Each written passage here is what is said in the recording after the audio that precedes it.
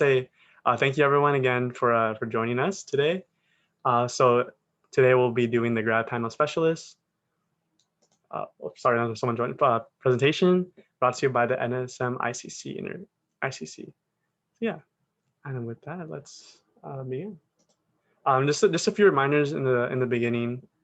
So please, well, we do encourage turning your cameras on, just so people, or just so the presentation, or the presenters have faces to look at. It's okay if you don't, but just please stay muted throughout the session and keep your questions to the end, just so we keep it consistent, keep it going. And as a reminder, we will be recording the session, and I believe it asks permission to say yes or no. So please, handle that, and we will provide a copy for that, a copy of this presentation in the email. And yeah. Cool. And just a quick summary of what we'll be doing today is we want to hear from some CSUF alumni about their experiences in graduation school or graduate school.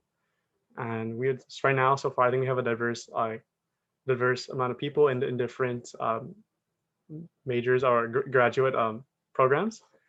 And yeah, at the end we'll be doing the questions, so please hold off on that. And if you want to save a question, you can just put in the chat, and we'll look at it later if you forget, or so you don't forget. Let's see. Well, right now we'll be going over the NSM career specialists and what opportunities they could, or what information they can provide for you. And take it away. Oh, yeah, take it away, Tatiana, if you want. Yeah, so we thank you, Carl, and thank you for NSM ICC for putting this event together, and thank you for our panelists for joining us today. So just to kind of share with you a little bit more about the NSM ICC, for those of you that are not familiar, it includes 17, now 18 clubs and organizations, and relating with the College of Natural Sciences and Mathematics. They provide ASI funding for clubs and events for students to attend conferences. And we also have our annual NSM Fall festivities, our NSM Week, which is what we're celebrating this week, and our symposium. So this is our kind of end cap for the NSM Week. So thank you all for being here with us today. And just to kind of share a little bit more about the NSM Student Success Team. So we do have college support here that meets with students throughout the semester. All colleges have a retention specialist, a college advisor, a graduation specialist, and a career specialist. And today I'll be talking a little bit more about what our career specialist does, but I know we have our retention specialist and our graduation specialist and a college advisor here with us. So thank you for joining us. Shout out to Brittany, Natalie, Sam, Shonda, if you're here. Thank you. Yay. Okay. And so our career specialist, all colleges have a career specialist that specializes in supporting students in the college. Our career specialist is Shonda Ishisaka. She is really, focusing on NSM students and helping, students throughout their whole time at Cal State Fullerton. But the Career Center also advises students a full year after they graduate. So she could help if you're interested in career exploration, completing a resume, cover letter, interview prep, because I know a lot of graduate schools ask for interviews. Also, I know in the title it says career specialist, but she also helps with graduate school and professional school. So if you're interested in graduate programs, especially like the ones our panelists are going to be talking about today, she could definitely help guide you, or even health professions as well. And she works really closely with our health professions advising office, Dr. Michelle Matapa, advisor as well. And she could also help with things with like mock interviews, like I said, creating a LinkedIn, a statement of purpose for your colleges or applications. And again, she could help advise even a year after you graduate. So it's never too late, but the sooner the better. Go to the next slide. And also just thinking about different paths. So a lot of our panelists might be talking today about, choosing the right program, their application process, like how did they, ask for letters of recommendation. So the Career Center could also provide support for those things as well. So they do have a website that we could share with you later about graduate school, professional school, and how to apply, and thinking about more of the timelines. So if we go to the next slide. there is a timeline that they kind of provide for you. So one of them is thinking about like your junior year. And at Cal State Fullerton, we don't really go by years, right? Your junior year could be 60 units to 89 units. That could be maybe your third year, maybe your fourth year. Totally fine. Everyone has their own path. But when you're thinking about your junior year for spring and summer, you're going to be thinking about preparing to apply in the fall. So here are just some timelines that the Career Center provides for students. So thinking about researching your graduate school, professional schools that you're interested in applying to, thinking about like testing, like do you have to take the GRE or LSAT or MCAT, and when would you be taking those things? And then in the summer, they're having you maybe plan for personal statements and writing or taking those exams that you need to apply for those schools. And if you go to the next slide, this is all leading up to early fall and late fall, which is a lot of the application seasons for graduate schools. Not all graduate schools have this fall deadline, but most do, especially in the PhD programs. But for Cal State Fullerton, for our graduate programs, they sometimes admit in fall and spring. So you might see different deadlines depending on when you're applying. So just to kind of share a little outline before we're hearing from our alum and our students that we're so excited to hear from today, and maybe they could share a little bit more about their paths too. And I'll take it away, Carl, go for it. Yeah, sorry. All right, so yeah, I just want to say welcome everyone and welcome to the specialist. Here's everyone. I guess for now, if you want to introduce yourselves, right? Let's go with Sheila, if you want to. So hi everybody, I'm Sheila Javadi. I see in the participant list I've met some of you, but I graduated from Cal State Fullerton in 2020, so pretty recently. I graduated with a bachelor's in biology and a minor in chemistry, and then currently I'm in the optometry program at Western University of Health Sciences in Pomona, California, and the final degree will be a Doctor of Optometry. Yeah, so I'm glad to be here. Hi everyone, I'm Brittany. I graduated also this past May 2020, and I graduated with a degree in biological science. And right now I am at Cornell University in the umbrella of plant science, but more specifically horticulture. Right now I'm studying apples, specifically hard cider apples, and I'm in a PhD program there. And Cornell's over on the East Coast, so I'm in New York State. It's very cold here compared to California, but overall, I'm loving it, and I'll be ending my first year of the program this May. Hey everyone, my name is Isaac Magallanes. I graduated from Cal State Fullerton in 2017, and I graduated a bachelor's degree in the geological sciences. I then went to the University of Florida where I did my master's, also in the geological sciences, but don't let the rocks fool you. I was always interested in the biology. I'm a paleontologist, so I study ancient life, and that's what I'm doing at the University of Chicago now, where I'm in my second year of my PhD. Like Brittany, it is very different from California. Chicago is very cold during the winter.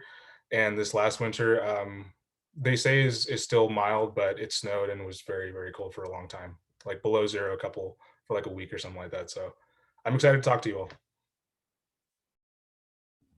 Hi, I'm Brianna. I'm in an umbrella program called the Program in Biomedical Sciences at the University of Michigan, but my home program is Genetics and Genomics. I am just a 4-hour train ride away from Chicago, so yes, it was quite cold here. But yeah, also really loving it and excited to talk about how it's been going with y'all. Hi, my name is Andrew. I graduated in 2018 from Cal State Fullerton. Got my master's in epidemiology at San Diego State in 2020, and I'm in my first year of my PhD program in epi at UCI. Awesome. All right. Thank you so much. And I guess from now we'll move on to the questions. Oh, sorry, a little bit laggy. Yeah, let's get started. So we did the introductions, right? So I guess we could start off with, why are you attending graduate school? Or, yeah. You can go to the next slide if you want. Oh, yeah. Go for it. Okay, cool. Yay. We're gonna do the college experiences. So, if anyone wants to just chime in, I guess. So let's see. So while you're at CSUF, like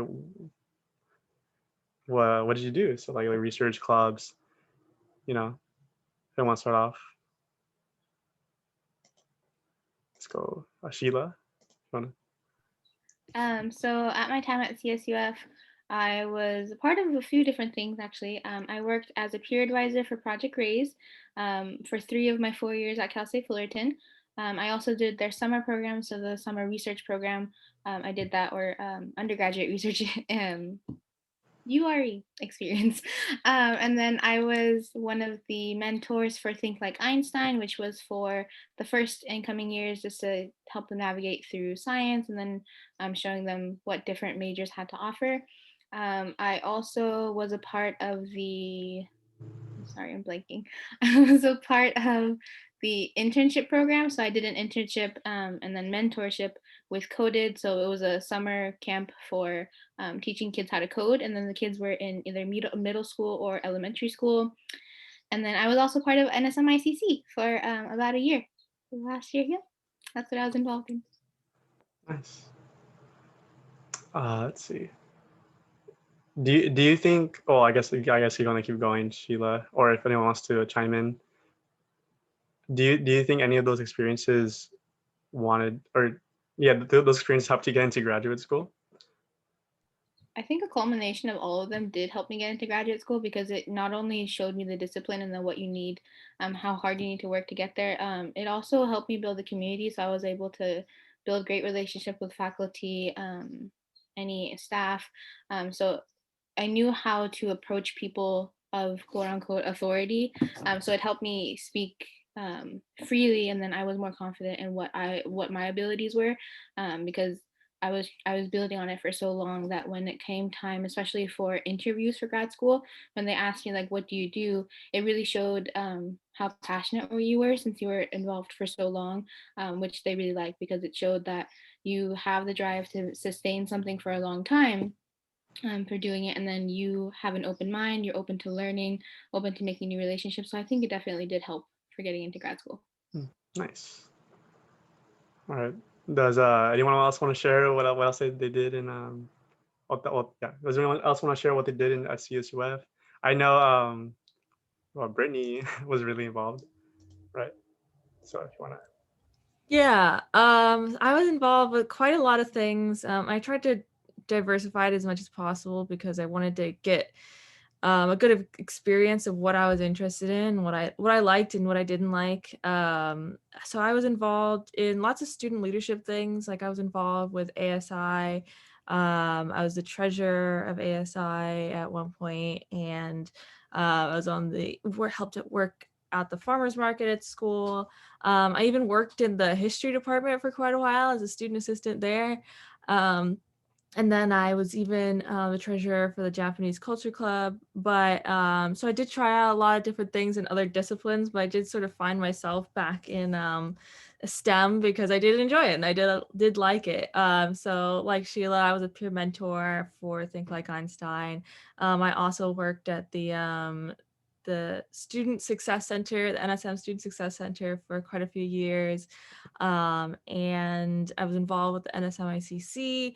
And I think perhaps most useful, at least to graduate school, was being involved with SERP. That was super helpful. Just the amount of mentorship that they had was, off the charts. And SERP is a ecology focused program. And so you see a lot of resources if you want to get involved with health and medicine. And so for someone like me who wanted to do something more outdoors, that was really helpful to have that resource and to have that as an option and everything. Nice, thank you. And then Andrew, do you also want to share what you did at undergrad CSUF? Yeah, I had to look it up because I forgot what I was part of, but I was the vice chair of the NSMICC for 2 years. My 4th year, I was also the president of Beta Psi Omega, which is the biology fraternity at Fullerton. I was also a peer mentor for the College of Health Sciences, and also involved with the Allied Health Academy, which got me into my first experiences with epidemiology and research for that. So I mean, I think all of that together just kind of helped me grow professionally and prepared me for, I guess, graduate school, especially with time management. Handling all of these definitely helped me during grad school because everything starts to pile up. And yeah, I guess just keeping my schedule clear or organized helped a lot too. Cool, cool. Yeah, I definitely feel that as well, right? With the time, like, right, learning how to manage time, especially even now, right? Everything's online. So yeah, all these meetings on your virtual calendar, right? With that, I guess, Brianna, if you want to share as well. Yeah, sure. And I forgot to mention in my intro, I graduated in 2020 with a degree in math. That's kind of important information. I was just really excited about the hard cider apple research. I'm not going to lie, that sounded really cool.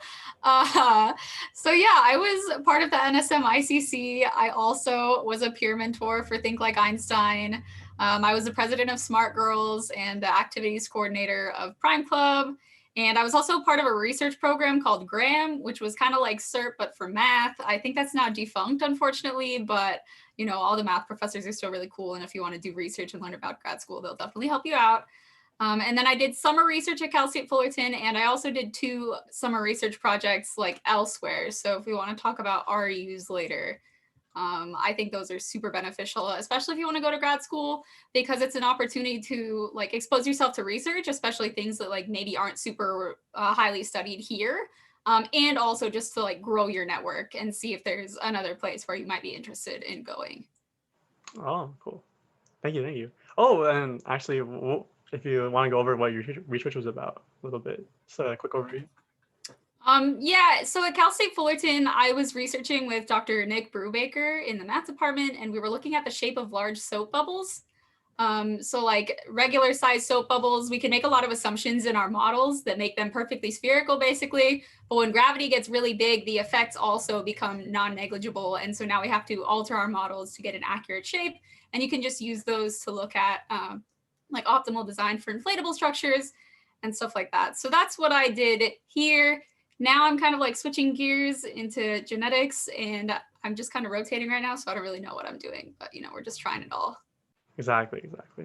That sounds really cool. You know, I can't even draw a perfect circle, and the fact that, you know, it allows making perfect circles with the bubbles. But yeah, and then if Isaac, you know, if you want to share like what you have done in your undergraduate.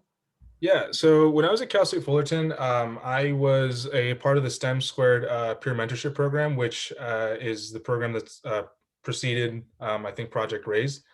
And so I worked with community college students, and that was really cool because not only was I involved in my own research, which I'll talk about in a little bit, but I was also like seeing other students' research interests and sort of programs and how they were developing. So that was cool. I think a big help when you're in undergrad is like not only getting involved in research, but seeing how other people are getting involved in research. It kind of helps you think about what types of projects are out there, how to like look at like sort of what's hot in the research sphere.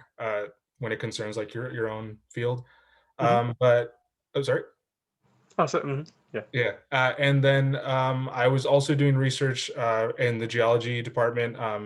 Most of my research is actually focusing on the evolution of like fossil mammals here in Southern California, and how they related to like sort of broader trends we see around the world within marine mammals. And I did REUs, I did research in Panama, I did research in Florida, got to travel to New Mexico. And it was really cool because it exposed me to all other types of research projects, expanded my network. And there are things that I think definitely helped me get involved in. It was all like happening while I was at CSUF. So I would go on some of these REUs and then bring it back and then talk to my advisor and tell him about what I did. And it just really helped me sort of develop an idea of what I wanted to do. So Nice, cool. Thank you so much. Wow, that sounds so exciting. I want to hear more about the trips, but yeah. Yeah, I guess with that, I guess we could move on to the next set of questions. Thank you so much. Got to a little bit more know more about y'all. So yeah. Also, I believed Isaac, right? You're part of the mentorship, right? If you want to expand on that. Yeah, so that was a one of I think like it was the first job that I had at Cal State Fullerton. Before that, I was working at a Jamba Juice, and good job, but it was a lot easier for me to be on campus doing stuff. But it was really cool because I basically got to talk to students about my experience at the university and my experience doing research and help them navigate that once they transferred from community colleges. So I never went to community college myself, but plenty of people around me and family members, friends went to community college. And when they got to Cal State Fullerton, having had more experience there, I was able to sort of tell them about the different types of resources that were available. And it benefited them, but also definitely benefited me because it made me aware of all the different resources and actually shaped the way that I got myself involved once I graduated from Cal State Fullerton. So when I was at the University of Florida and now at the University of Chicago, I'm actually involved in multiple sort of student advocacy groups and different types of resources, and I'm able to help other students out as well. So it kind of created a nice pattern moving forward. Nice, nice. And I mean, speaking with that as well, like, did you have like a mentor yourself, that helped you kind of guide you with this as well? So, Yeah, definitely. So I did my master's research with a professor at Cal State Fullerton. His name is Dr. James Parham, and if you took a Geology 101 class, you might end up taking it with him. But that relationship came out from basically me just staying after class and being really interested in volcanoes. And although he didn't study anything about volcanoes, I was like, hey, while we were in class, I was on my computer and I saw this cool video on volcanoes. And although he was kind of like, you probably should have been paying attention, he was like, let me see that video. And afterwards, we just kind of like stayed after and talked. And I mean, I think as a kid, most of us go through dinosaur phases, if not some other type of like cool natural history thing. And he told me like, I do that type of research. If you're ever interested in learning more, come by my office for office hours. And I did, and it pretty much just became a thing of like, I have these research projects that I'm working on. Would you like to prepare fossils, which is basically just the act of cleaning them, getting them ready for study, taking them out of the rocky matrix in which they sit. And yeah, after that, it just kind of snowballed. I started off in a small project with him, and then he eventually gave me my own project in which I was studying the evolution of fossil walruses. And that project I ended up publishing on in 2018. And yeah, it was just, he was instrumental in helping me get to graduate school, because it wasn't just helping me with my research project, but it was like he helped me through the application process. He told me what I should be doing. He was like, I'll be your first letter of rec, but here's how you should ask other people for letters of rec. It was just it was a big sort of he's someone I still talk to today. So whenever I write up some type of fellowship grant proposal, or even right now I'm in the process of writing up my proposal for my dissertation, I still send things to him and I'm like, hey, what do you think about this? Painted in red with corrections, but I want to get your opinion. I see, I see. Yeah, that sounds pretty cool. How, like one thing led to another, right? You Mhm. said, you're talking about the same interests. Next thing you know, he's like, oh yeah, come to my office hours. So Yeah. yeah, that's actually really, like, really awesome. Brianna or Brittany, since I know you're involved in research, as you mentioned before, did something like that happen to you, or was it like you had to go out of your way, and how, like, how did that go? If you found someone who kind of like guided you, I guess, as a mentor, or just helped you try to sign up for a lab. Well, so for me, my mentor, like, I think I had two primary mentors at Cal State Fullerton. I had Dr. Brubaker, who I mentioned I did a lot of research with, and he also helped me with various things like preparing for grad school. But my other like primary mentor, I would say, is Dr. Verdugo, also in the math department. He approached me after class one day. I was just taking his class. I wasn't a math major or anything. And he said, you should consider doing math. And so Dr. V, I did a little bit of research with him, but he kind of just became the person that I could go to, for any kind of problem that I was having or any kind of advice that I needed. So I think those were the two main ones. But I mean, pretty much any professor that I ever had a class with, and even the ones that I didn't, if they made themselves available to talk, like, I had a lot of mentors at Cal State Fullerton, just like throughout the math department. And then Colleen and Tatiana, I talked to them about things too. So various, I guess, aspects of mentorship from lots of different people.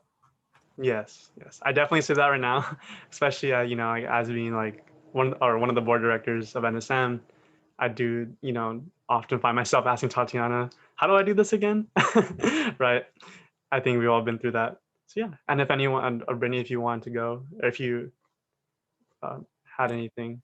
Yeah, I'll just add a little bit onto what everyone else has said. I think it was very helpful for me to have like a lot of different mentors that filled a lot of different roles. Like I had my faculty advisor, my PI, Josh Durr, and so he was really helpful with the career aspects of like what I wanted to do because he knew plans, he knew like conferences I could go to, schools that I could apply to.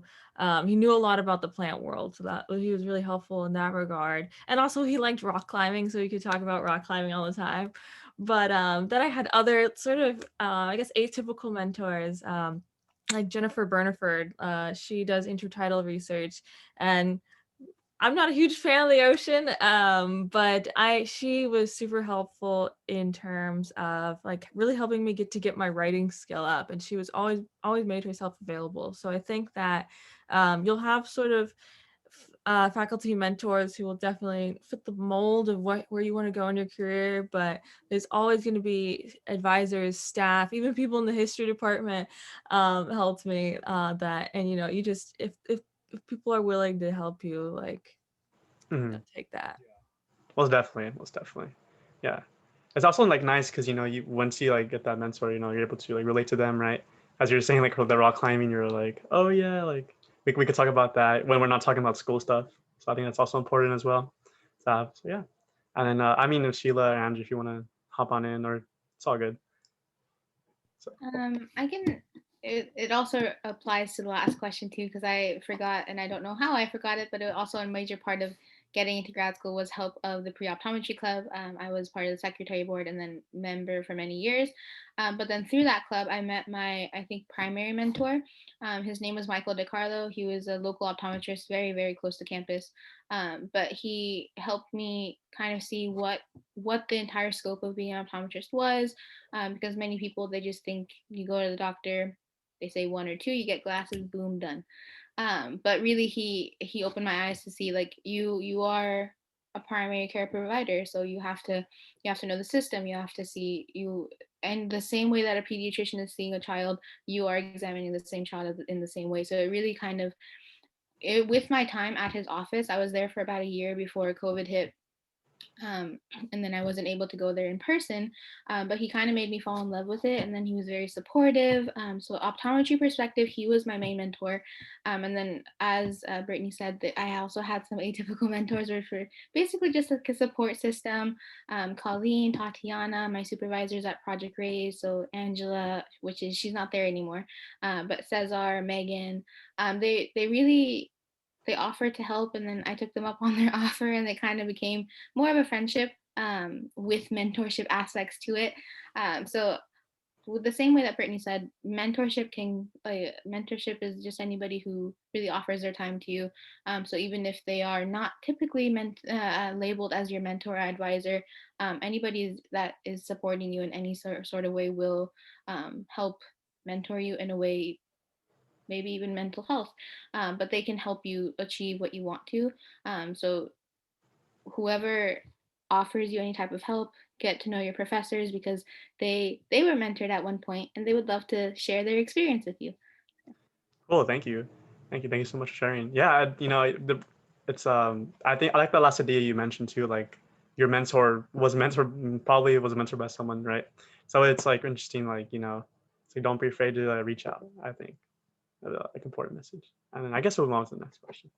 So yeah, next set of questions.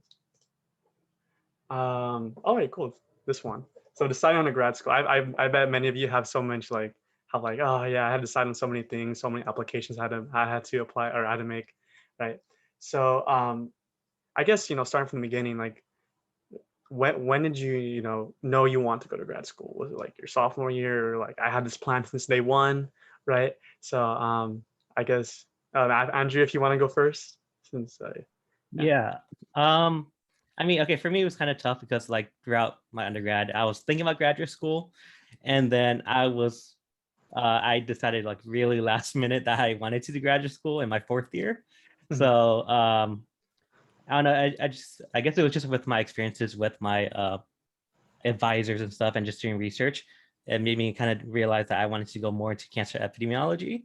So in my 4th year at Fullerton, I was just like looking up a bunch of graduate schools, looking for any faculty mentors that might have like a similar research area that I would want to go into.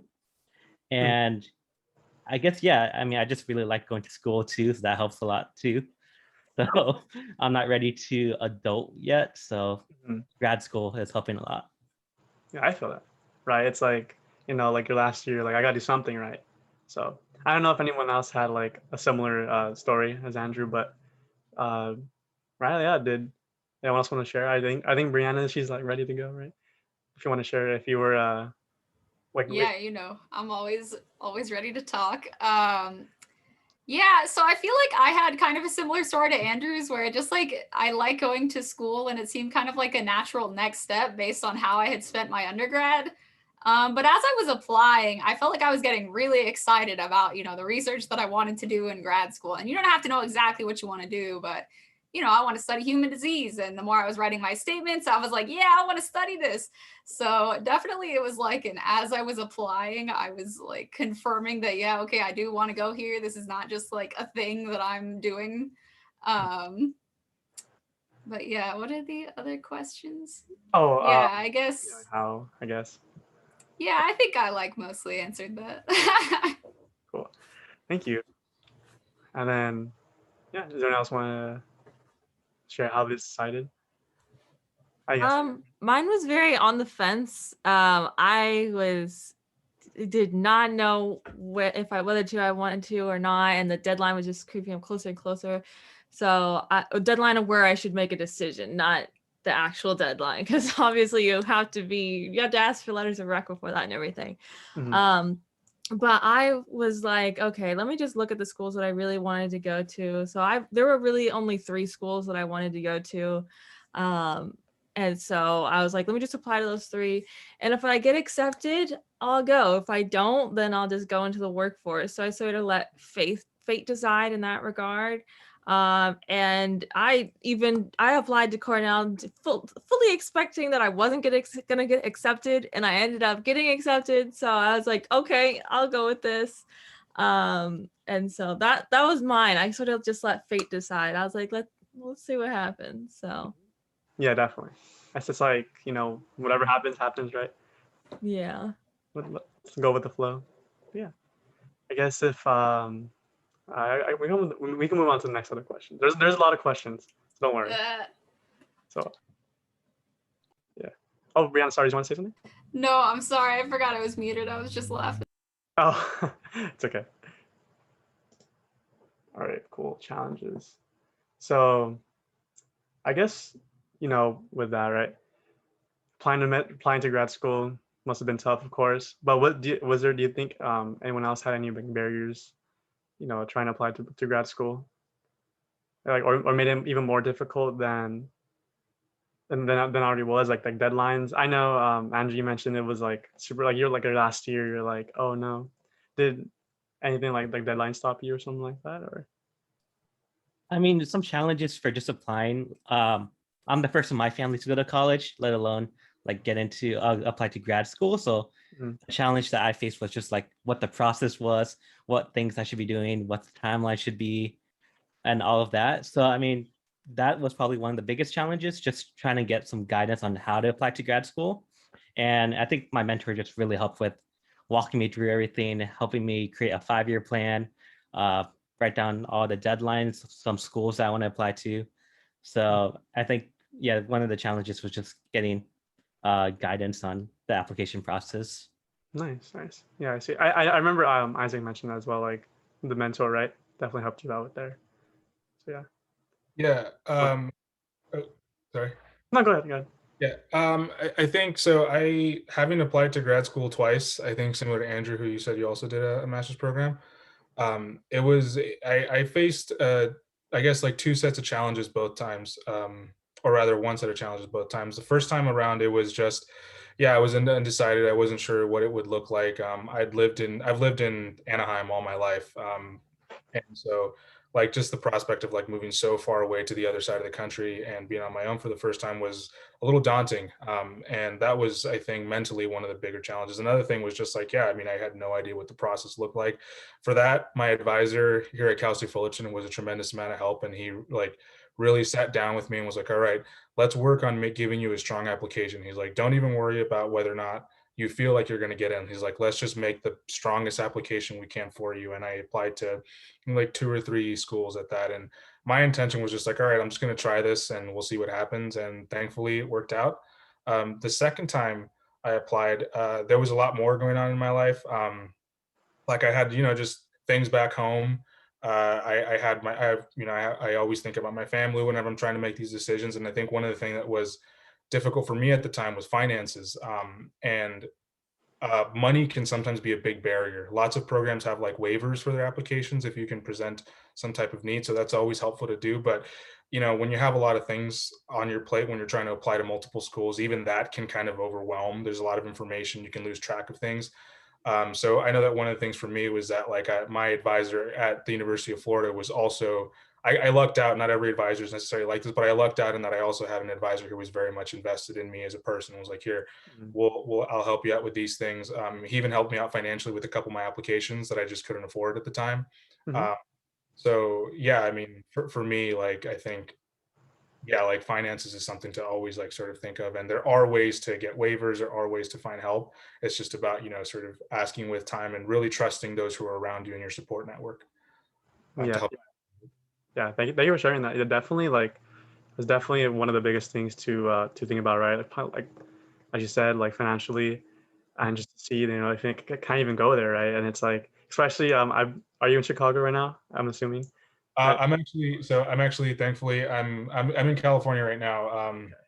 Yes, I'm visiting my folks. I was able to finally get both doses of the vaccination, so Oh, made nice. made things a little easier. But yeah, so I'm in California right now, but I'm going back to Chicago in a week. Okay, I see. Yeah, that's nice though. Yeah. And then if anyone else wants to hop on with if they had any challenges, all right. But yeah, I guess we'll move on to this next set of questions. And path to grad school. Oh, I think I'm not sure if this pertains straightly to Andrew, just because I remember he said he got a master's degree. So if you want to explore on that. Yeah, I mean, for me, I just thought like a master's was just a stepping stone to a PhD.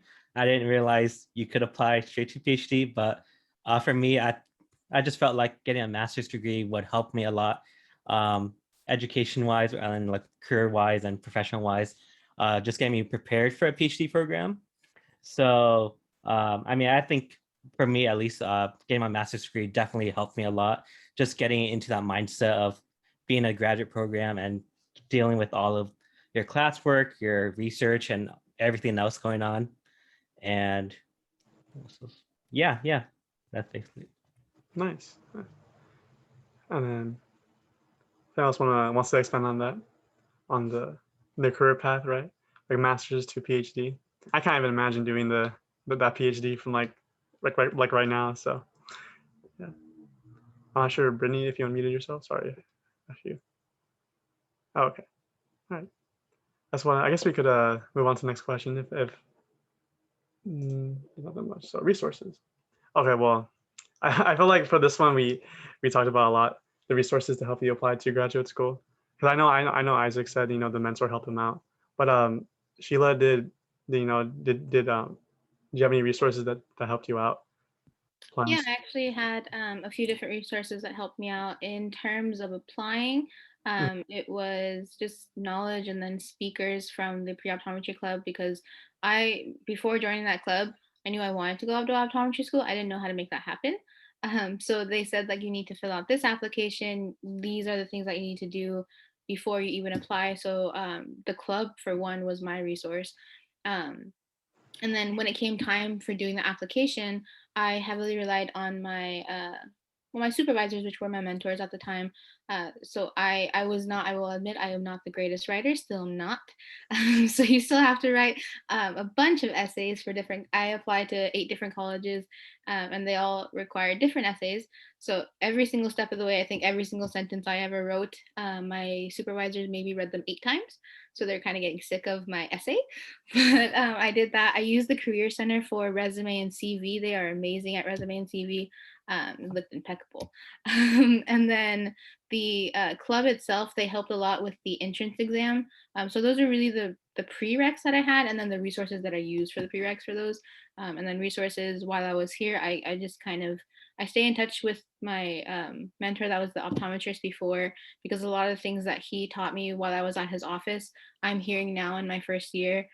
So I go back to him and ask, like, is this why you taught it this way? And then it kind of opens your mind as to your resources at this time are telling you information that may feel like it doesn't apply to you now, but it will definitely apply to you in the very near future. So listen to everything that they say. Yeah, I definitely feel that now, especially with the like resources I have right now that are available to me. I think like I don't want to talk too much about me, but definitely like joining the club, you know, or something like that, as you said. Sorry, the notification came up. But I think Brianna, right? You're part of the like the math, not the prime, I believe. Yeah, so I was part of a couple different clubs, and we talked a lot about like grad school and also like different careers. We had a couple of panels about it where we had also alum come back and talk about their careers in the industry. For resources to apply to grad school, I think it was a lot from my research program, Graham. They were able to give us funding for our applications. We had like workshops on writing statements. We had to make a CV, and they gave us like feedback on everything. So it was really helpful. Mm-hmm. Oh, cool. Thank you. And then I remember Brittany, right? You're part of the SERP. Yeah. Right? So similar to Brianna, SERP helped a lot to give us sort of a crash course on applying and like what to expect. And we had people come in and give their experience as well. I think for me, it was really helpful to go to conferences. I think that like for example, like the SOCNAS conference, like they have this big exhibit hall where you can see all of these graduate schools. And it's a lot for me, if they're there and they sent somebody to recruit at this event, it shows that, I don't know, it shows their, not their reputability, but how much they want to put into recruiting. And so that's very nice that I could just like go there and see all the schools that were really interested in getting new students for whichever reason. And then also it's so much easier to talk to people. It's rather than reading things on Google, you can just go to their table and ask about it. And those exhibit halls could be intimidating for some, but I knew that I wanted to do plants. So basically, if they didn't have any plant programs, I was like, no, I do not want to hear. And I just went on, kindly though. But yeah, I think for me, it was just getting exposure to, and then like you see faculty member and they come up to your poster. And if they're interested in your research, it's because they have knowledge about it, and then you can see where they're from. Yeah. Cool. Thank you. I feel like at this point we're becoming a SERP sponsorship, right? Join SERP, join SERP. But I think, you know, at the end of the day, it's more of like, you know, just, you know, see what's offered to you and, you know, take advantage of that. So yeah, I guess we'll move on to the next set of questions. So applying. Okay. So this one, I could see how like, you know, like applying, right, is really tough, especially when, you know, there's the GRE, right? So did anyone want to talk about like my experience with that, like, oh, like how they study or something? Or let's see. I don't know if Sheila, if you want to start off, because I know I know for you since you're optometry, like I guess you can go off and how do you study for that test, right? I think it's called the OAT, right? Yeah, it's the oat. We like our oatmeal here. Just kidding. Yeah. So it's the optometry admissions test. I studied the summer between my third and fourth year. I gave myself that summer to study.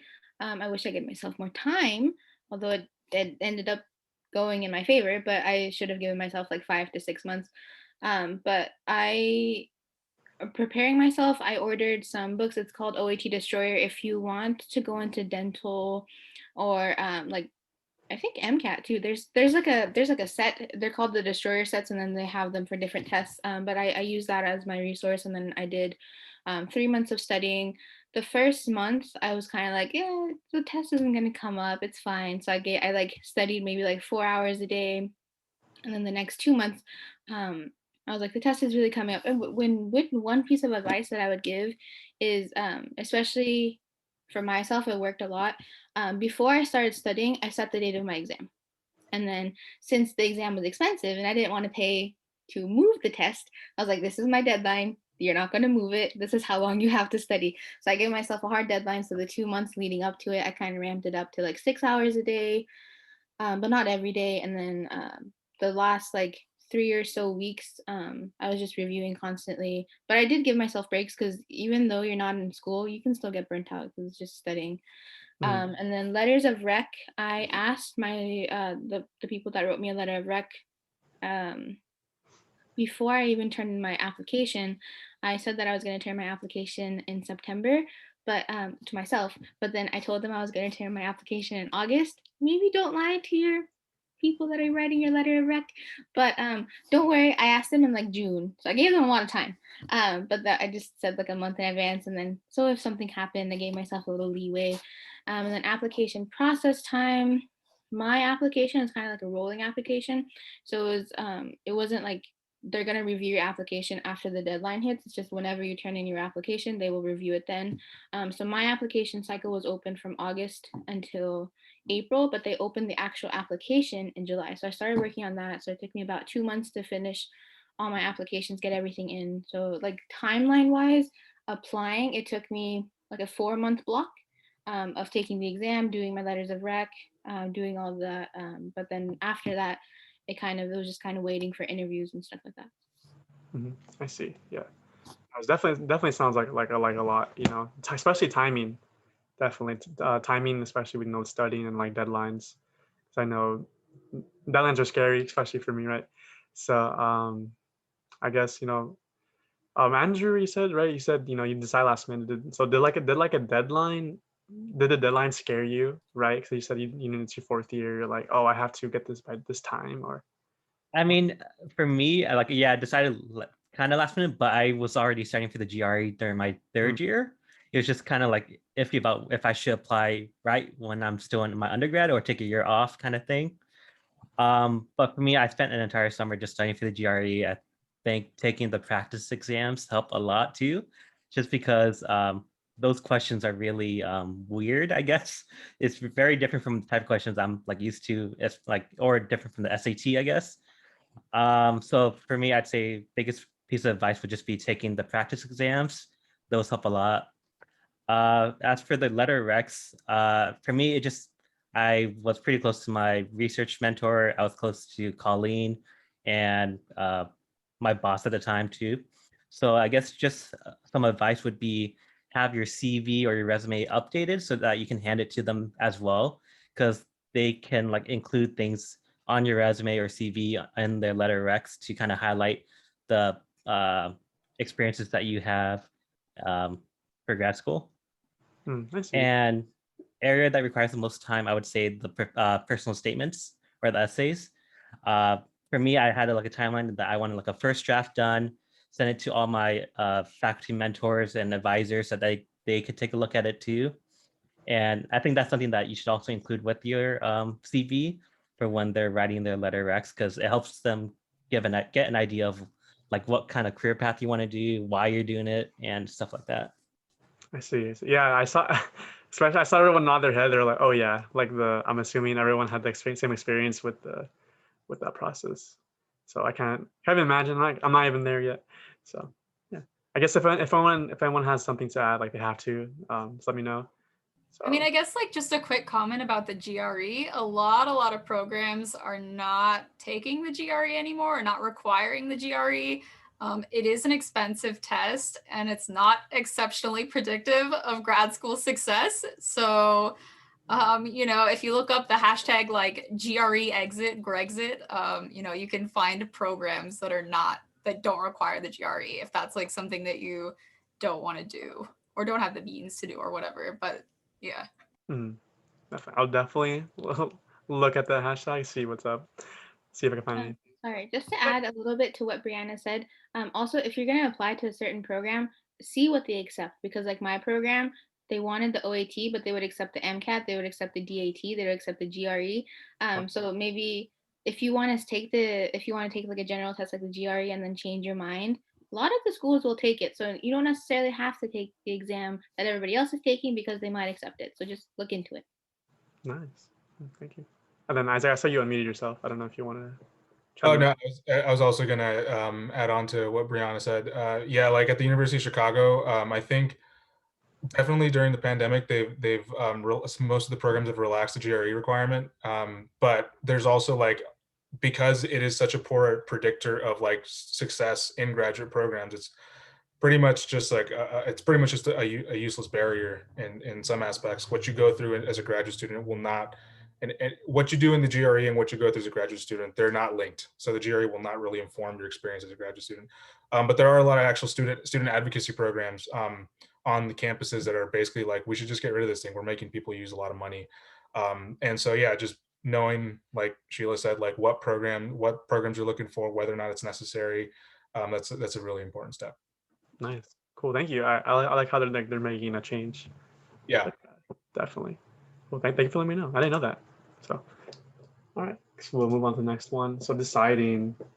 So, I guess with this one, sorry, with this one, that anyone gets accepted to like, I guess, multiple like programs and was like, which one do I have to pick? Right.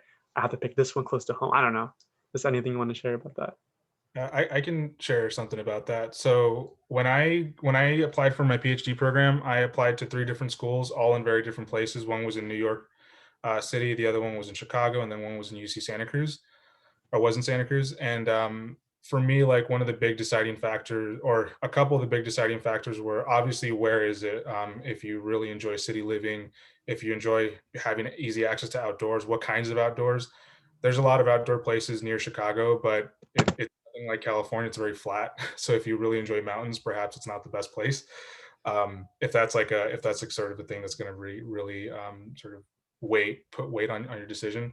Another thing was again finances. Like one of the things that I was continuously told over and over as I was applying both rounds of graduate schools was, you shouldn't have to pay for your graduate program if you can help it.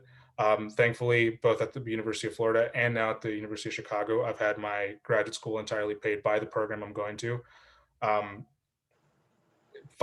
Knowing what your lifestyle will be like wherever you are, not just in respects to the college, but also like the city you're going to be living in, the area that you're going to be around, is something that's extremely important.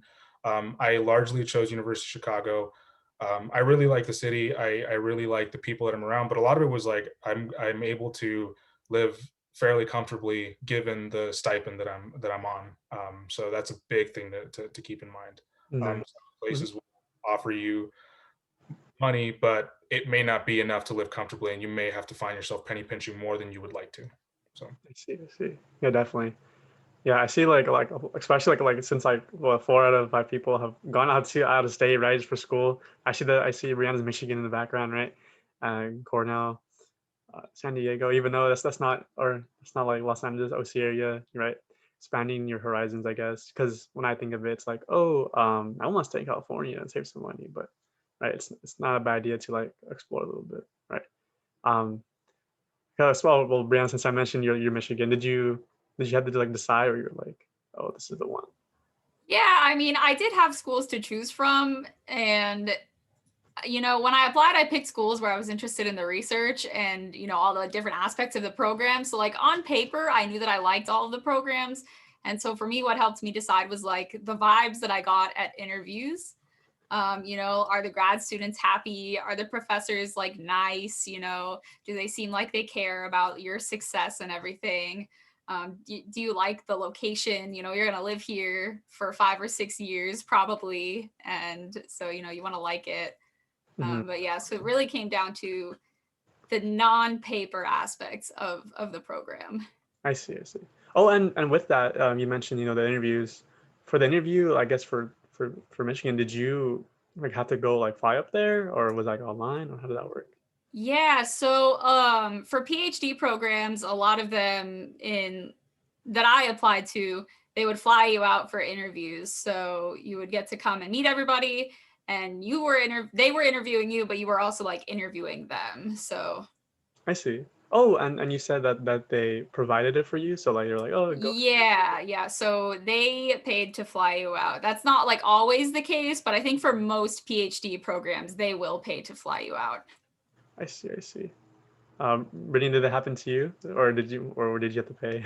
Mine was kind of weird. Some of the students that were applying got like invited to go look at the school, but then some of us didn't, and not even the grad students there know why some of them got invited and why some of them didn't.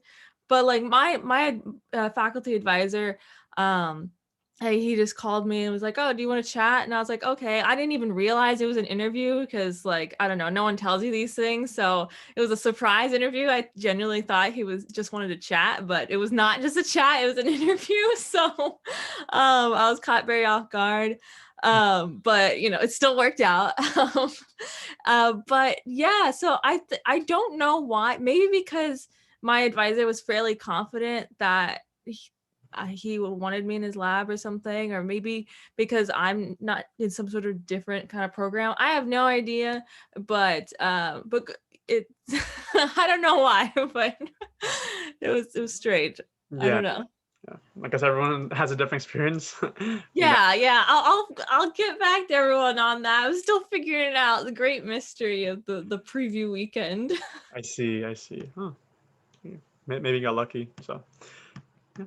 All right. I guess we'll move on to the next set of questions, right? All right. Let's see. Current experience. Oh, okay. This one seems pretty fun. I guess with this one, right? You've been talking about like how you got in, right? Or like what led me to where I am today. So I guess where are you today, right? That's the next question. So if we'll start us off. I guess Isaac, right? How is it like? Oh, actually, yeah. How is that since now you're back in California, right? Like especially it's online and everything. So Yeah, so I had, because I got into the program in 2019, so 2019-2020 year, I've had both experiences. My first year was completely in person.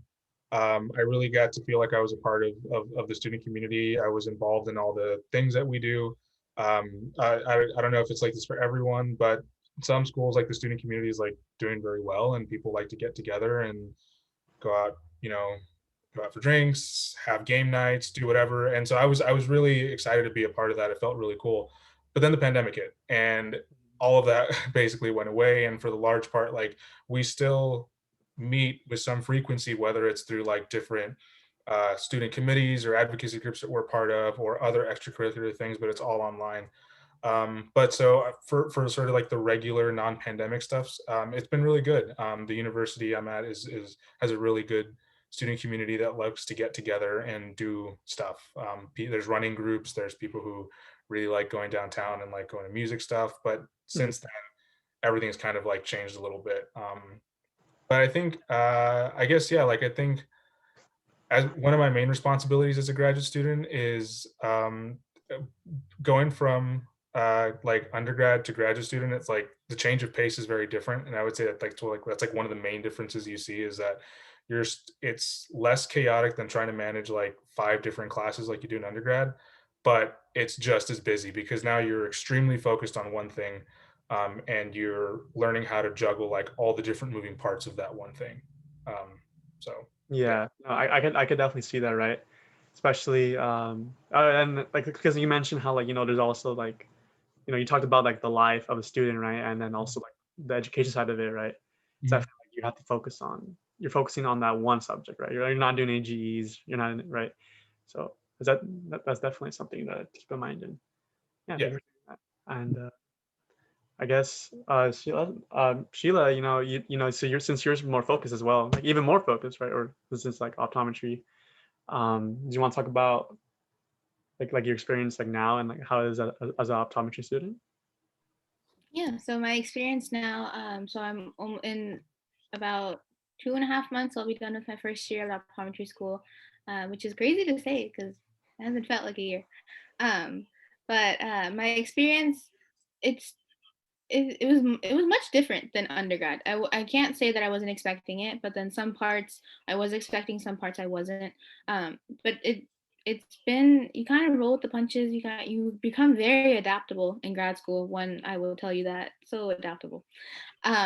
So experience wise, I've liked my experience so far. It's definitely been a lot harder than undergrad, which was to be expected.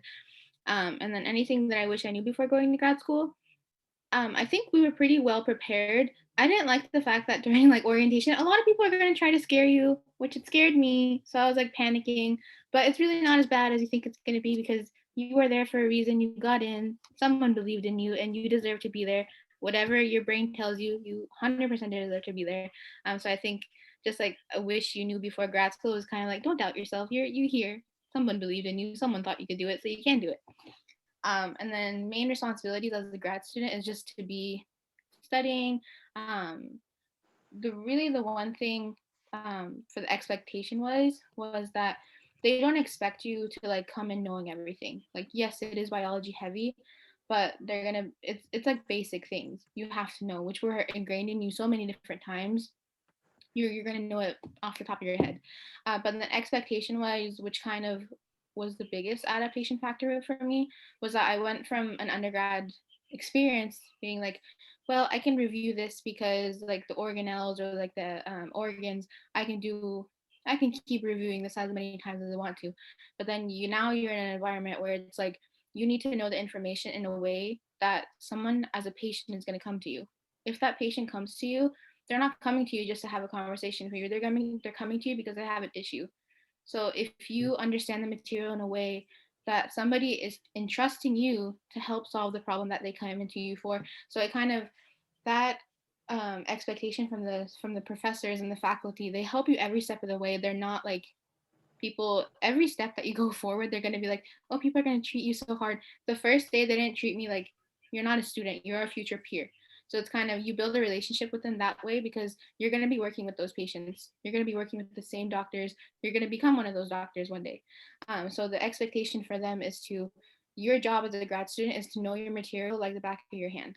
Yes, when you are there, you're going to have a booklet that has your medications in them, but if you don't know what a medication does now, you're not going to understand it later on. So it's really, the expectation is put on you as an individual to put in the time, and then it's honestly not as hard to put in the time because you're so passionate about it. You work so hard to get here, and it's like the one thing that you focus on for so long. This is what you get to do for the next 4 years and then the rest of your life afterward. So getting the motivation to meet the expectation that they want you to is not as hard as you think it would be. You know? Yeah, no, thank you. Hope that made sense. Oh yeah, no, that definitely made sense. But thank you for for that motivation, give the snaps. I was snapping a little bit earlier. Yeah, no, thank you for that. So that's a lot of insight. And that was just your, you said your first year. Definitely like it's like try to get it now before later, right? That's kind of what I took away from it at least. Yeah, but especially with the expectations. And then Brittany, since I know you were involved with like the SERP and everything, did like for the expectations you had in like an undergrad, right? Did do you think it was like a lot worse, in where you are now, like Cornell, right? Because you hear the name Cornell, you're like, oh my gosh, like what was expectations with that? Um, it's been very different. I think, unfortunately, none of the, grad school prep workshops and programs could really prepare you for what your graduate school is like, because that's one of the sort of the caveats that they'll always have, is that every graduate school is different. And even just the small things, like the culture and expectations from the different faculty members, from the different departments, from the different like umbrella departments, and then even just that what people don't talk about too often is depending on where you're going, like it's hard being thrown into living on your own. I mean, I thought I knew what it was like living on my own, because like I had my own apartment, I had my roommates, but knowing that you're out here and if some like you're on your own, like people are hours away, that's different as well. And then even like getting used to the weather and everything. But as far as like the grad school itself, I don't know too much about the community so far because of COVID. Unfortunately, it's been really hard. Like people talk about these things like, oh, back in the old days, the big red barn, we would all go there every Friday. And I was like, I don't know what that is. So it's still a learning experience for me even. I see. Yeah. Oh, thank you for sharing that. Definitely. Like when when you think of like level expectations too, like you mentioned like the place where you're at, right? It's not, and not just the name, right? The name. I'm assuming the name didn't scare you, like, oh, Cornell, right? It did scare me. It did scare me. Yeah, I can only imagine. It's because it's like when when you tell people that, I bet people are like, oh my gosh, what? Like you go there, right? I'm not sure if that happened to if that has happened to anyone else, but yeah, right. And then I noticed that when you mentioned the weather, Isaac looked out his window, was like, we're not in Chicago anymore, right?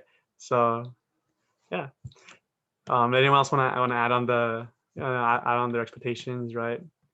If they were kind of like overwhelmed, right, hearing that they got in, or like, oh my gosh, this is it, this is now. Oh, Sorry, did somebody else also try to talk, or was it just me? no, you're good. Okay. Yeah, so graduate school, I've really loved my experience so far, but I did switch fields. I got my undergrad degree in math. I didn't actually take any biology classes. And so stepping into graduate biology courses was like really, really a challenge. And so I just like want to echo something that Sheila said, if you get into a program, you didn't get in there by accident, there was not some clerical error, that let you get in. So somebody thought you were going to be successful there. So, that was remembering that kind of helped me get through the really challenging classes, because like they knew that I had to take that class. They weren't just going to admit me if they thought I was going to fail, so just, I guess, remember that you belong there. Yes. Yeah, thank you. Everyone's sharing some great like motivation right now. I'm getting so excited. I'm like, oh my gosh, yes. I know with that, I mean, Isaac, do you want to share like, oh, also, that actually got me curious, thinking since Isaac, you mentioned like how your mentor was like heavily involved in your process. Um, did your mentor have expectations for you that you kind of had to like handle yourself, right? Like, I'm thinking. Yeah. Like, Sorry. So I would say like the first time around, there was, it was a lot more like my advisor at Cal State Fullerton walked me through the process. So I didn't feel completely on my own. The second time around, I had been 2 years at the University of Florida, or rather had been about there about a year and a half when I started applying for graduate programs. And the second time around, there definitely was an expectation of like, if you want to go to grad school, then this has to be your, like, you have to, yeah, I had to put forward the initiative. So I remember the decision to apply for PhD programs came during my master's, came at a conference that I was at, where I realized like, oh, I really enjoy being in this environment. I really enjoy, talking to my colleagues, and I really enjoy, I'm more curious about like expanding my toolbox of methods and applying it into like sort of broader ideas that I have. And so once I kind of got that idea in my head, I mentioned it to my advisor at University of Florida, and he was just like, okay, that's cool. Well, put something together, let me know what you're interested in, and like, I'll help you out. I'll help you. But it was a lot of just like, I had to put it forward. So one of the things that I did when it came to like getting letters of rec, when it came to really preparing for that transition, was I try to have as much prepared beforehand. So like if I was showing them like, oh, these are the schools I'm interested in. This is what the application process looks like. These are the documents I need to put forward. This is when they're due. They're asking for this particular thing. I know that this program has like this expectation of its students, or focuses on these types of studies. It was stuff that I felt more confident in because I'd already been in grad school for about a year and a half. And yeah, so that's kind of, I guess, what was your question again? Where it was like, like, did you have any like, did your mentor have expectations for you, and then like, yeah. Yeah. Oh, okay. So this is where I was going with this. Yeah. So when it came down to like, for the PhD programs, once I had all that stuff put forward, my advisor sat down with me and was like, okay, so, if you do this, this is about a 5 or 6 year commitment. What do you want out of it? Like, where do you see yourself afterwards? Because I think a lot of us, we have sort of a vague idea of what we want, and we kind of follow the motions of like, oh, this is the time when you apply for grad schools, this is how you write a personal statement. But he really sort of encouraged me to be like, hey, like, what do you want out of it? Like, when you see yourself graduating from a PhD, not just what type of research are you interested in, but like, what kind of career do you see yourself in? And when you have that career, what do you see yourself doing with it? So for like me, I'm really interested in not just studying evolution and studying sort of like fossils, but I'm also interested in working with like students and underserved communities. And so like that was something that like I told him. I was like, hey, you know, I came from Anaheim, California, where you know, myself and some of the people around me didn't have a lot of opportunity. I'm interested in having a graduate program that like helps students who are coming from those types of communities, as well as others. And so he was like, okay, that's good. That's something that we can build off of, because there are lots of opportunities for students who are Latin American, or students who are interested in working with these types of communities. And so like that was something that he was like, okay, now I sort of know what you want. So there is an expectation of sort of not just growing in your research, but also kind of growing as a person and kind of like knowing what you want. I think moving forward, it's not just about the science, but it is kind of about like, where do you see yourself? Yeah, that was my. Oh yeah, yeah, no, thank you. That was very insightful, right? Sounds like you kind of, you did like you put petitions for yourself as well, right? You're like, I want to, I see myself doing this in the future.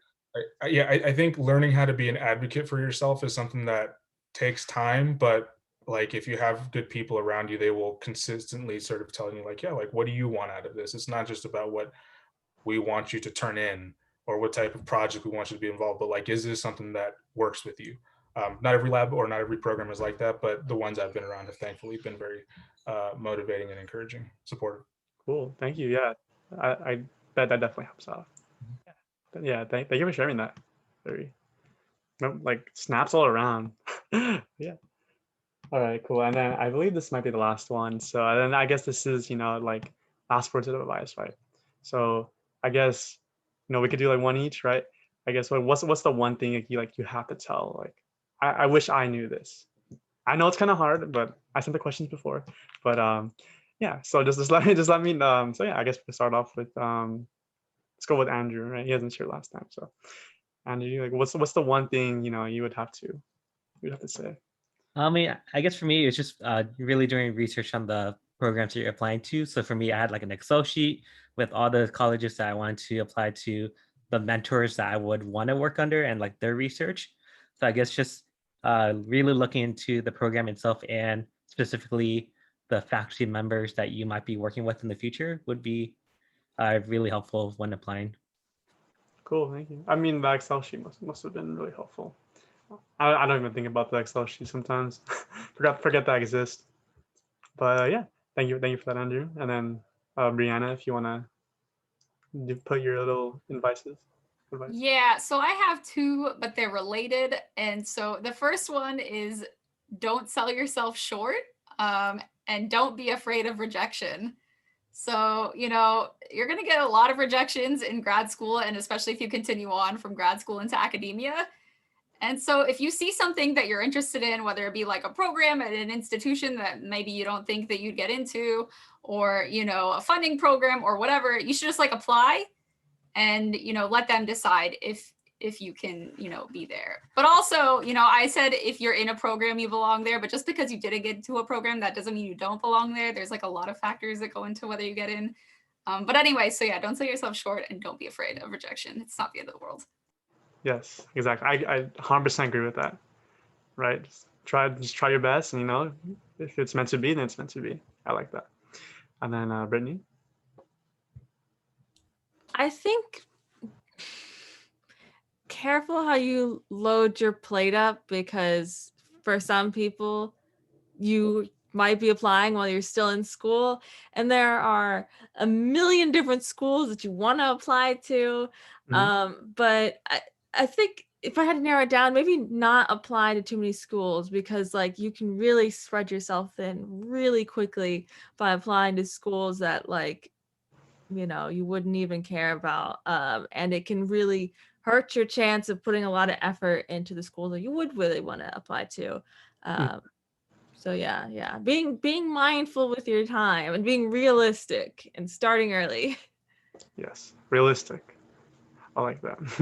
You can't expect, but put expectations, just realistic expectations, right? So, and then I believe Isaac is next in the alphabet, right?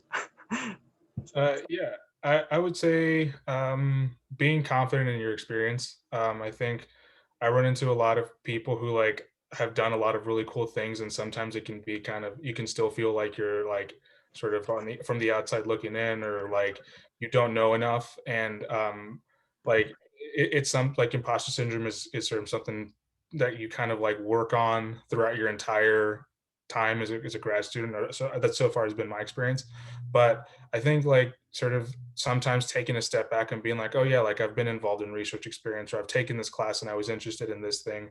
I've had conversations with professors that like have gone like that have sort of gone somewhere cool where it just made me think about whatever I'm interested in a different way. Like that's all experience, and that's all something that quite honestly like you kind of see yourself drawing back from. Like most of my experience in the PhD is like most of it comes from, like most cool things just come from like interesting conversations where maybe you don't feel like you know what you're talking about, but like you're with someone who might not even necessarily have the answer, but can help you find a way to find the answer, or can help you realize that that's feasible. And sort of just being confident in that, like, oh yeah, like I've taken these classes, I know how to think of these things in an interesting way. That all that stuff counts, and being confident in that experience I think is extremely important. Yes, thank you. Thank you for the wise words. Definitely agree with all that. And then Sheila, one and off with the and off in a like, very good note before questions. So. So one thing that I would advise, because it took me a while to realize it, was that the grades that you get now are not going to give you the worth that you are to grad school. And the grades mean nothing. It's a letter, it's whatever. But so I feel like it's very ingrained in people that if you want to get into a grad program, or like you want to have a title of doctor of anything, you need to be this quote unquote perfect person, whatever that is. We really don't. I failed the class, whatever. I thought that it was like the end of the world. And then but those questions that they ask you in the application, they're trying to get to know you. They saw your grades, whatever. They want to get to know the person that you are. When you get to that interview and they see how passionate you are, it doesn't matter if you got a C in biology and somebody else got an A. If you are passionate about it and you really want to do well in this, and they can see that you really fit into this and you're so passionate about it, this is something that you wanted for such a long time, they're going to see that. It doesn't, just because your grades say something and they're not in the average of what they want, don't let that deter you from applying. It almost deterred me from applying. Yeah, I promise you, they're gonna get to know you. They're gonna see they accepted you for you, not for your grades. That's just something to say, hey, did you pay enough to like get to where you want to go? That doesn't mean anything. If they see that you are here for the right reasons, nothing else matters. Sheila never misses. Sheila does not miss with his motivational quotes. Wow, I'm astonished, right? Like I'm astonished with all the advices, or all the advice that everyone was able to share. It's truly motivating, for definitely sharing experiences, right? Because there's some students here, they might be their first year, second year, and just being able to share this advice is definitely going to help out in the future. So thank you so much. And I think this was the last slide, right? As you can see there's no more arrow. But yeah, I guess for now this is just just questions, right? And if anyone has any questions to add, of course in the chat, or if they want to speak up, you can unmute yourself now if you wanted to. But thank you so much. I believe that really helped a lot.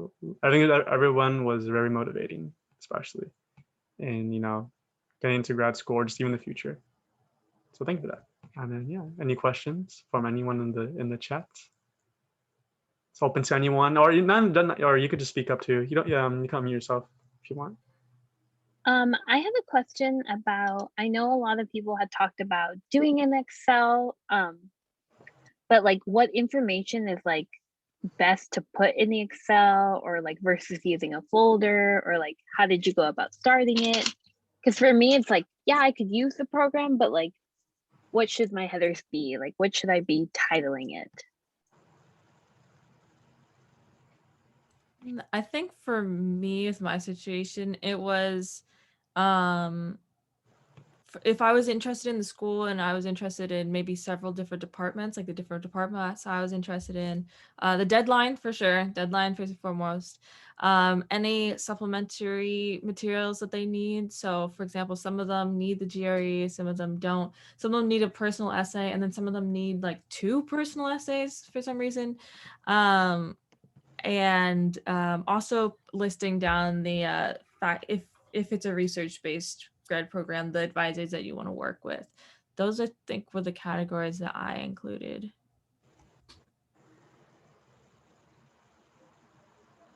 Cool, thank you. Any other questions anyone got in the chat or want to say something? Feel free. I can add to what Brittany said also. I think another thing I included in my sort of Excel spreadsheet was also like whether or not you needed like transcripts and which transcripts they needed. Also, sometimes there's like, so when I applied for University of Florida, there was actually like some medical stuff that I had to do. Like I had to get like some vaccination on top of it. And just, I was like, oh, I didn't even know that I needed to get that at the time. So like some of those like tiny things like that are just supplementary information that you need to turn in also have due dates, and they don't always coincide with like the due date of the application. So if you don't write them down, it can be very easy to forget, which is actually what happened to me with that vaccination. It was just like, I think it was just one with when I was a kid, like either I wasn't taken back for like a second round of something, and I just had no idea that I didn't have it. And so like, I was like, oh, so I think I might've done this like literally the week or two before I left Cal State Fullerton for the final time, and I was no longer considered a student. So it was like right on the cusp. So having that kind of stuff, the second time around, I made sure that I had all that type of supplementary information. Yeah, it can be a little extensive depending on the school, but just keep it in mind, like, okay, not just when letters of rec or when personal statements are, but like if they're asking for anything else, just put that in there as well. Thank you. Sorry, did not mean to interrupt.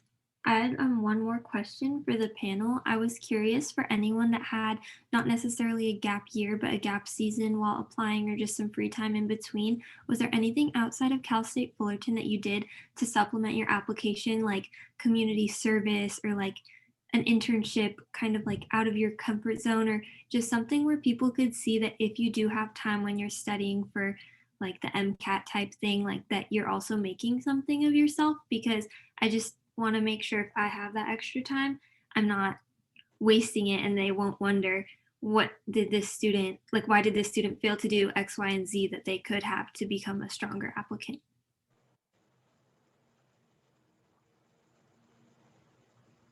Sorry, definitely a tough question, but just like any like general community service or just making sure that you're like updated on current events, like what did you guys do when you were preparing so you know you're like a good person as well as strong applicant?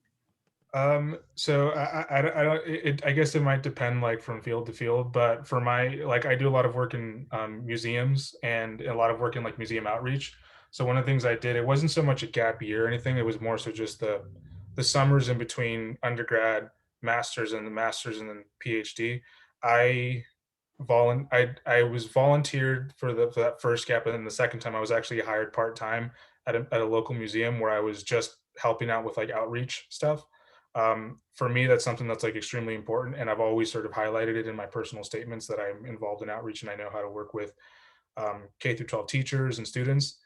So that I've seen that helped me get into my graduate programs, because that's something that like it's becoming increasingly more important, especially for like grant writing. Like when you're looking at like broader impacts, having knowledge of like working in these types of programs can help out a lot. So that's something that I did. It's a way that I kept myself busy, but also like continued both fulfilling my own personal sort of my own personal goals in outreach, but also like adding stuff to the CV that could be like, oh yeah, I didn't just want to do it, I did something related to Okay, it. cool. Thank you.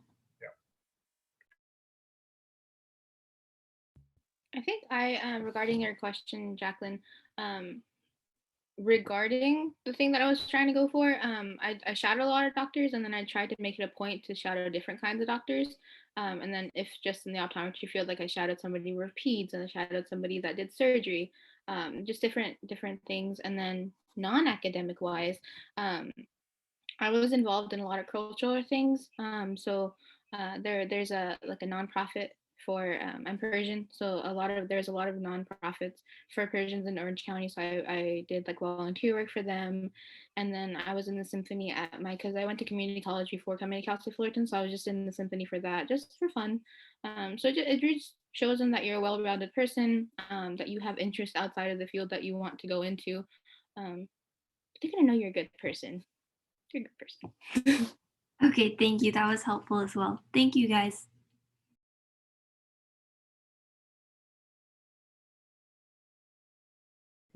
Anyone else? There's a There's a question in the chat. Oh, nice. Oh, I just saw them now. Okay, so the question in the chat, I'll read it out loud, I guess. Or if there's anyone who went from undergrad straight to PhD, how did you feel prepared? Or did you feel prepared to handle the coursework? So I'm not sure if anyone went straight from undergrad to PhD. I did. Okay. I think if I'm being honest, no. Because everyone has a different, it's not like it's sort of, everyone is coming in with a different background. Like, for example, like last semester I was taking 2 different statistics courses, and one of the statistics courses was super easy. It was basically like the statistics course that we have here at Fullerton. Like, I was just doing the homework. I didn't even need to show up to the lecture because it was just same old. But then I was taking this machine learning class, and it was just like, I had no idea what was going on. Everyone else like sort of seemed to know what was going on, but I was like, what in the name is anything? So it definitely does vary, but at least for my program, there's no required classes. So if there is a class that I feel is just too much, I can just drop it and do it another time. Or not take it at all because it's not required for graduation.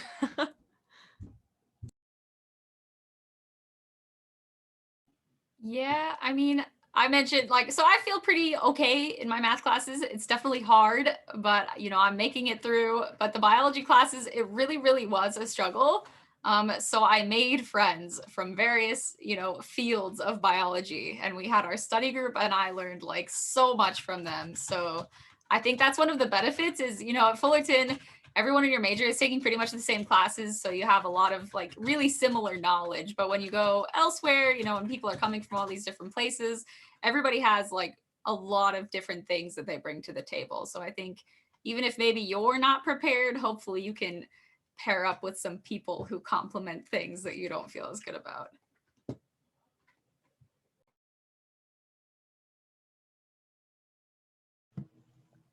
I have another question. They kind of all correlate to each other. So one is like, did you experience imposter syndrome in undergrad? Like this feeling of like, I can't do it, or maybe I'm not capable enough. And then I know some of you mentioned like being first gen and then having to explain that to your family, like, I do want to do higher education, but like, how did you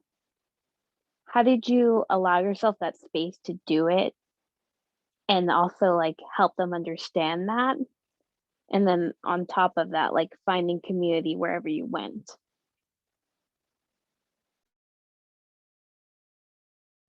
I can talk a little bit about that from my personal point of view. So when I was an undergrad, I definitely felt imposter syndrome just because when I started at Cal State Fullerton, I actually started as an English major. And I initially didn't think that I was actually going to go to university. My plan straight out of high school was just to start working to help out my family. But going from English to like science was a big step for me, especially because like historically, I did not have anything to really show that I was capable in science. I had pretty bad grades, science grades in high school. And then, so making that switch was scary.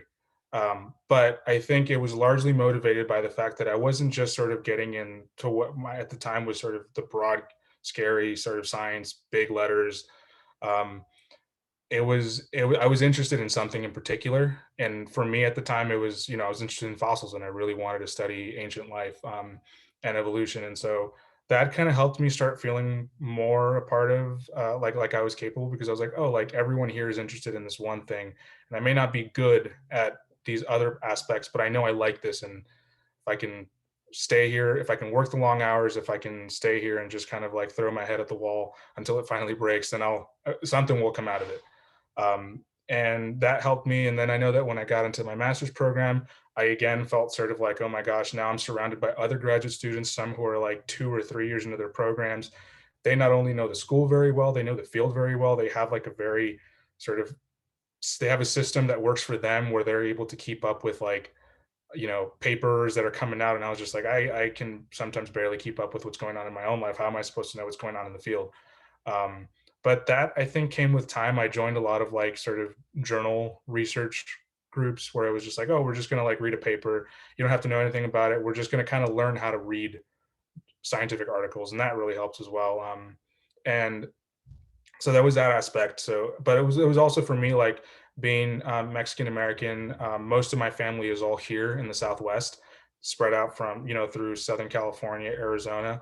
So like not being around my family and actually making a decision to move to the completely other side of the country was a very difficult decision and a kind of a very difficult conversation to have, because like for those of you who have just very loving parents, suddenly telling them like, oh, I'm planning on moving to the other side of the country can be very jarring and can bring up all these of like, why would you leave? You know, aren't you happy here? And that was a little difficult to navigate.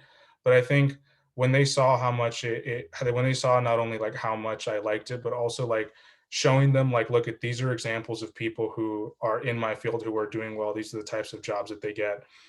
This is the pathway to get it. I think it kind of helped assuage some of that fear of like, you won't be here and we won't know how to help you.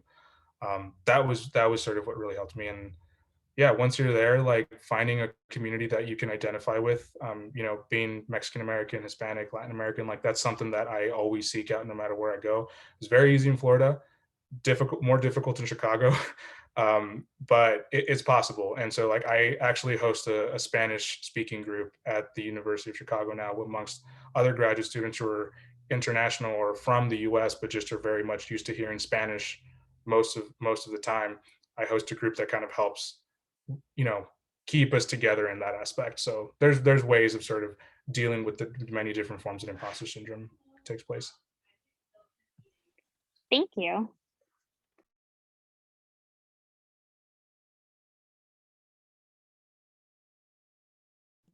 Yeah, There's some other questions in the chat too. Yeah. I think Sarah mentioned Sarah had questions also in the chat.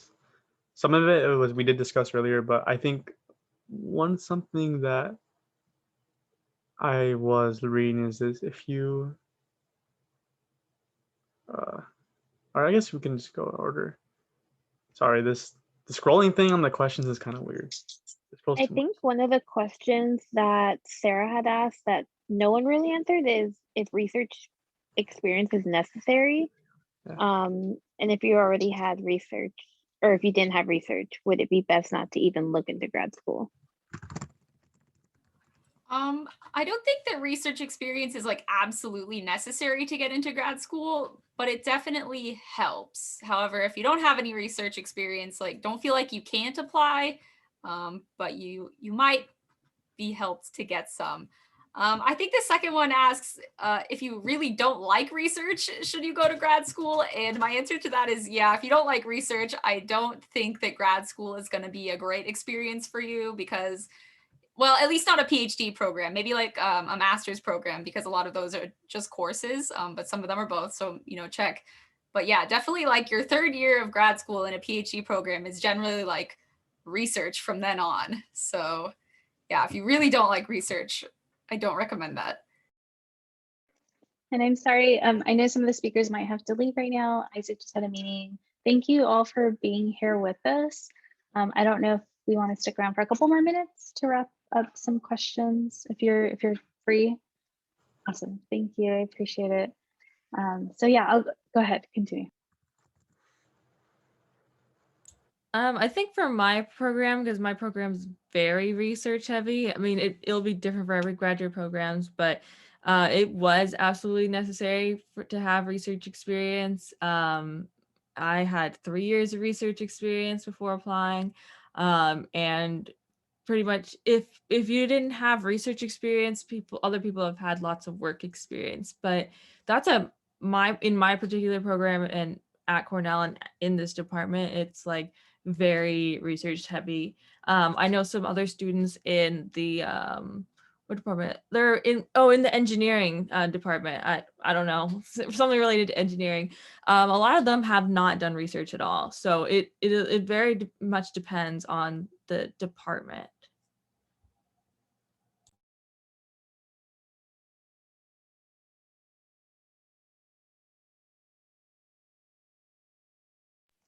How about for Sheila and Andrew? Because I know that maybe health professions might be different. Was research required for your programs? For mine personally, I know a few of my cohort have had research experience, but it wasn't on the application as a must have. I didn't have any. I put on my application in my resume that I worked with people that did research, but no, I didn't. I didn't actually participate in a research lab, and it wasn't. Again, I don't know what you're going for, Sarah, but it just depends on whatever program you want to get into. For me, when I applied to my master's, I mean, I had research experience, but I know a lot of people in my cohort didn't have research experience. And like Brianna said, like master's might be better if like you don't enjoy research because it's more class heavy. But when I applied for my PhD program, I know some people didn't have research experience. I had research experience from a master's degree, so that helped me a lot with just getting into the program and just getting ready for juggling classes plus research. So, I mean, I would say not having research experience shouldn't deter you unless you hate doing research, then maybe a PhD program wouldn't be for you.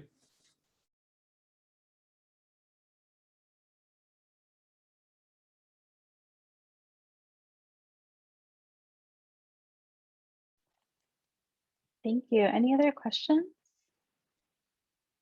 Thank you, Sarah. Thank you for all of the guests for joining us today. It is recorded, so we could also share this out with students that wasn't able to make it with us. But yeah, we'll go ahead and wrap it up there unless somebody else has another question they want to get there. Awesome. Thank you, Carl, for hosting and facilitating the Q&A. And thank you to all our panelists, Brianna, Brittany, Sheila, Andrew. Isaac had to leave, but we were so excited to have you and see you as our really current alum. And we really miss you. We're wishing you the best everywhere you're at across the nation, and we are with you. So know that no matter what you're doing, no matter what you're working on, we're here to support you. We don't disappear after you graduate. We are here, Sam is here, Brittany was just here. We're all here to support you. So we're sending all the love your way. So thank you for being here and hanging out with us today, taking the time out of your day. Thank you all. Yeah. Thanks for having us. Thank you. This is really fun. Yeah, thank you so much, everyone, for coming, and thank you for the grad panelists. It's very, very motivational. And thank you for working with me. If I were to call on you, but yeah. So I think with that, I guess we can wrap it up. Tanya, stop recording or?